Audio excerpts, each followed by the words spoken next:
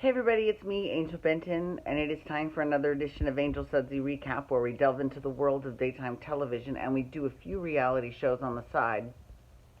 And one of those daytime TV shows that we're doing is Young and the Restless. So here's what I love about Young and the Restless, and I've said this before, and it's that they do such a really good job at balancing out their storylines. They do a very good job of putting one front burner one week, and then the next week it'll be a different story, and then the next week they'll, like they go back and forth, and it's all seems very even-handed, and they meter out their stories as opposed to having one person front burner all the time. I think it's a great thing the way that they do it. So that could be one of the reasons why they are at the top of the rating sheet, and they have been for the past 20 years. They've been great, right? Okay, so let's talk a little bit about, okay, before we go into it, I have to say, I'm very excited because Crazy Phyllis is back. Now, when I met Gina Tognoni at the Young and the Restless fan event, I told her, I was like, I love your character. First of all, I've loved her as an actress ever since she was on One Life to Live. She played Kelly Kramer, and then she was on Dinah on Guiding Light for a while. But I told her, I was like, I'm a big fan of the character of Phyllis, but I did like Phyllis a little more when she was crazy, when she did crazy things, because Phyllis, in her previous incarnations, most notably as Michelle Stafford, did all kinds of crazy things. She put an octopus in Chris's bed. She offed her the guy with the EpiPen, Dr. Tim. She offed Dr. Tim and then had Kevin hide him with her. Right? They hid the body. What else did she do? She ran down Chris and Paul on her. So she's done some crazy things. And to be honest with you, I like that. I love that. I miss that about her, right? Now, Gina Tognoni, obviously, she didn't play Phyllis. So I was just concerned that the writing team would write the character different, like drastically different for a different actress.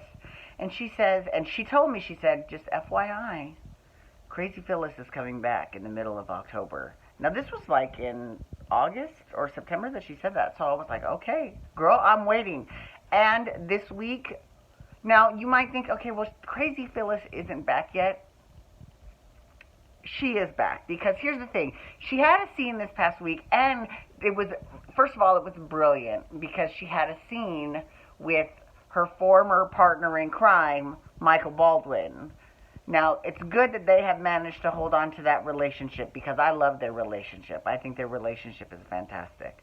They've always been just friends, and they're now granted, this was way back when Michael was a little bit more free and loose with his morals than he is now, but still, they sowed the seeds for a good friendship back then, so it's nice that they're still playing on that now. That's really wonderful.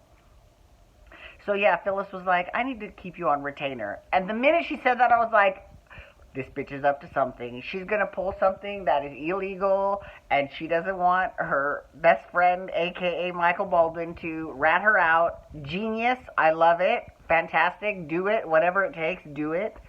So, yeah. I know that Crazy Phyllis is back, so I'm definitely looking forward to seeing how that's going to go in the storyline. I can't wait. Because, I'm looking forward to seeing Gina Tognoni play crazy. Not like psycho crazy, but there's a blurred line that she will cross to get what she wants. Because now she's irritated because she's irritated at Victoria for making Billy betray her, and she's a little bit irritated at Billy for betraying her. So, because, he logged on to her computer to get secrets about Jabot, blah, blah, blah, right? Okay. And he hasn't come clean to her about it, too.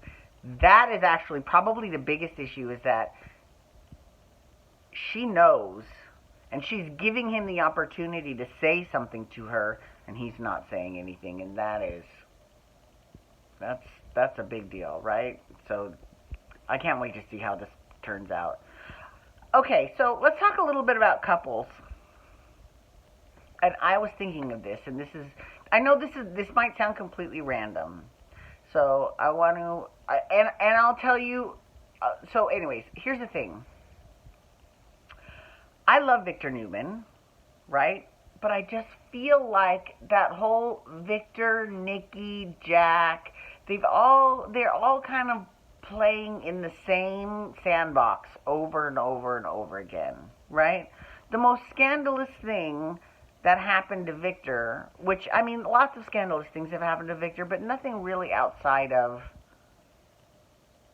the norm, right? I mean, like, of course he was in some sort of boat explosion and then lost his memory and went off living in Long Beach or, whatever. I mean, whatever. Okay. That's not that big of a deal. I mean, the most scandalous thing, I guess, was when he married Sharon, which everyone was like, and they were making it work for a little while, but now they seem to be getting along better, which is fine. So here's kind of what I would like to see with Victor, and this is a wish list that I'm just throwing out there in the universe. I kind of would like to see Victor hook up with Hillary. Hear me out. I know you're thinking that that's the most weird thing to say because I've been nothing but a Hillary detractor. And here's the thing. I don't like Hillary when she's played with the current people that she's playing with, right? I think that there's a lot of potential for the character, and I think Michelle Morgan, who plays her, does a really good job with the material that she's given. But it would be nice to see her really play with the big boys. Like, if she were to marry Victor, that would put a big strain on her friendship with Jack. And she's always been very loyal to Jack. But Jack has made it clear he's not interested in any sort of funny business with her, whereas Victor, that's right in his wheelhouse. So, who knows? I mean, I think that would be, personally, I think that would be a good idea, personally. Especially with Nikki and Jack together now, basically, anyways.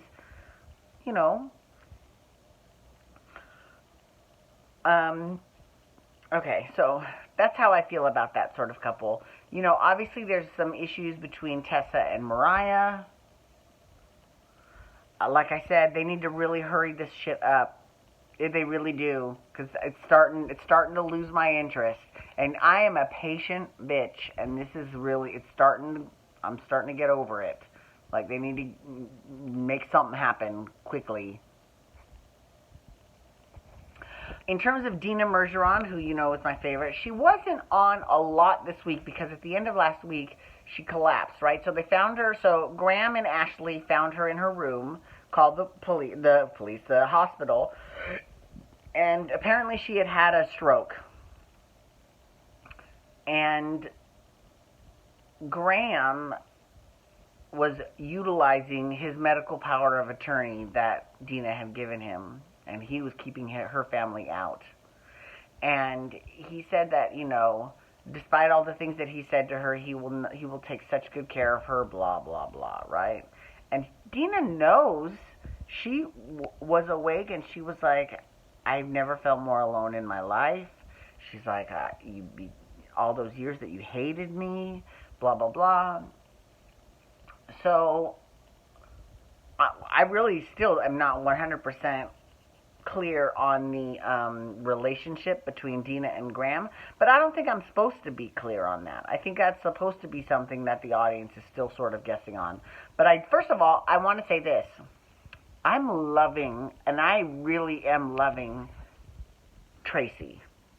I know that sounds a little kind of strange, but I love Tracy Abbott. I think I'm so glad that she's back. I'm so glad. See, and this is another thing too. So it came out last week or 2 weeks ago that, that Ashley's real father is Brent Davis and blah, blah, blah, right? And Tracy did not know. Billy did not know.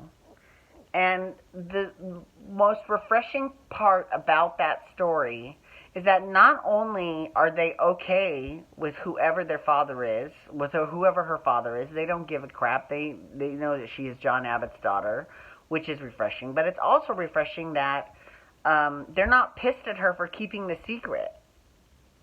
I love that. I love that. I think that really is, and as much as they have issues with each other, that is not an issue with them, and I love it. I love it, and I'm so grateful that Tracy is back, and she's doing such a good job.